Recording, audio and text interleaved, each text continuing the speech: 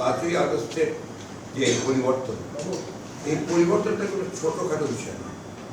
এটা গোটা জাতিকে, গোটা দেশকে আপনার পুরোপুরিভাবে বদলে দেওয়ার একটা সুযোগ সৃষ্টি করে। 1971 সালের স্বাধীনতা যুদ্ধে যখন আমরা দুইটার সময়, একটা হচ্ছে 25শে মার্চের আপনার কালোরাত্রি এবং আমরা বাংলাদেশের সশস্ত্র মুক্তিযুদ্ধের শুরু 26 তারিখ থেকে, ওটা একটা আবার 16 তারিখে বিজয়। আর একইভাবে 5ই আগস্ট কিন্তু আপনার একটা বিশাল একটা পরিবর্তনের একটা সুযোগ সম্ভাবনা চলে এসেছে এবং এটার যে আপনার নাড়া দিয়েছে গোটা সমাজকে, গোটা দেশকে, রাষ্ট্রকে, এটা একটা ছোটখাটো নাড়া নয়, এটা একটা বড় রকমের নাড়া। দেখেন, এটা হচ্ছে যে প্রায় 17-18 বছর একটা একেবারেই একটা আপনার রেজিমেন্টেড গভর্নমেন্ট, একটা কর্তৃত্ববাদী সরকার, তাদের রাষ্ট্রকে পুরোপুরি নিয়ন্ত্রণে দেওয়া, রাষ্ট্রের সমস্ত প্রতিষ্ঠানগুলোকে ভেঙে দেওয়া, রাষ্ট্রের গণতন্ত্রের যে মূল যে বিষয়গুলো, স্তম্ভগুলো ছিল সেগুলোকে ভেঙে দেওয়া, সোজা কথায় একটা পুরোপুরি একটা ফ্যাসিবাদী শাসন চালু করার ঘটনা ছিল।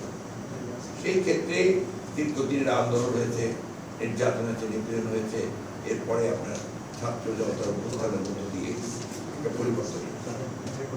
এই পরিবর্তনের পরে যে ইন্টারিম গভর্নমেন্ট যেটা তৈরি হয়েছে, এটা কিন্তু আপনার বিচ্ছিন্নভাবে এককভাবে হয়নি, এটা আলোচনার মাধ্যমে।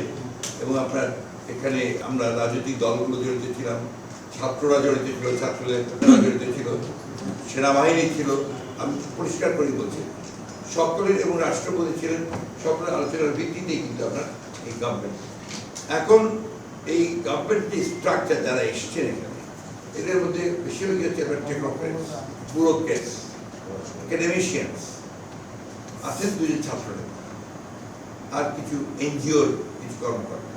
এখানে যেটা সবচেয়ে বড় ল্যাকিং, সেটা হচ্ছে একটা পলিটিক্যাল যে একটা আপনার বিষয়, সেটা কিন্তু একটা ল্যাকিং আছে। এটা কাভার আপ করা যায় একমাত্র যদি regular time to time political পার্টিগুলোর সঙ্গে যদি আপনার আলোচনা করা যায়, এটা একটা করা যায়, সেটা আপনার বেশি সম্ভব হচ্ছে না বোধহয়, আর কিছুটা আপনার কম হচ্ছে।